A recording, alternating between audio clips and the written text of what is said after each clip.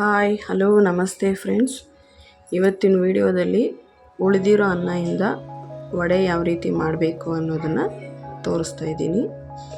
ಅದಕ್ಕೆ ಬೇಕಾಗಿರೋದು ಅನ್ನ, ಕರಿಬೇವು, ಕೊತ್ತಂಬರಿ ಸೊಪ್ಪು, ಶುಂಠಿ ಬೆಳ್ಳುಳ್ಳಿ ಪೇಸ್ಟ್, ಸ್ವಲ್ಪ ಸಣ್ಣದಾಗಿ ಹೆಚ್ಕೊಂಡಿರೋ ಈರುಳ್ಳಿ, ಮೊಸರು, ಜೀರಿಗೆ, ಮೆಣಸನ್ನ ಪುಡಿ ಮಾಡಿರೋದು.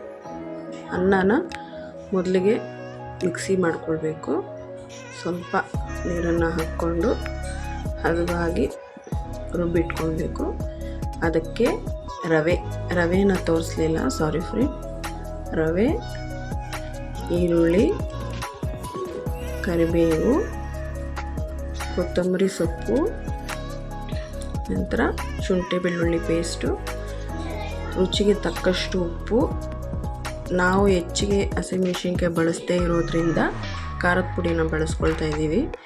ನೀವು ಹಸಿಮೆಣಸಿನ್ಕಾಯಿನ ಬಳಸ್ಕೊಳ್ಬೋದು.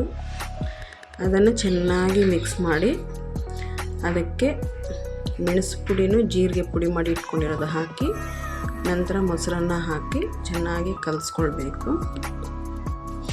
ಚೆನ್ನಾಗಿ ವಡೆಯ ಹದವಾಗಿ ನೀರೇನು ಹಾಕಬಾರ್ದು, ಯಾಕಂದರೆ ನಾವು ಅನ್ನನ ನೀರಲ್ಲೇ ಹಾಕಿ ರುಬ್ಬಿರೋದ್ರಿಂದ ನೀರೆಲ್ಲ ಏನು ಮಿಶ್ರಣ ಮಾಡಬಾರ್ದು.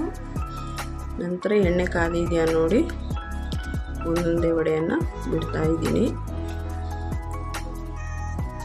ಮೀಡಿಯಮ್ ಫ್ಲೇಮಲ್ಲೇ ಇಟ್ಕೊಳ್ಬೋದು. ಸ್ವಲ್ಪ ಜೋರಾಗಿ ಇಟ್ಕೊಂಡು ಕಂದು ಬಣ್ಣ ಬರೋವರೆಗೂ ಅದನ್ನ ಬೇಯಿಸ್ಕೊಳ್ಬೇಕಾಗುತ್ತೆ. ಇದನ್ನು ಚಟ್ನಿಯಲ್ಲೂ ತಿನ್ಬೋದು, ಇಲ್ಲದೇ ಇದ್ದರೆ ಸಾಯಂಕಾಲ ಟೀ ಜೊತೆಗೂ ತಿನ್ಬೋದು.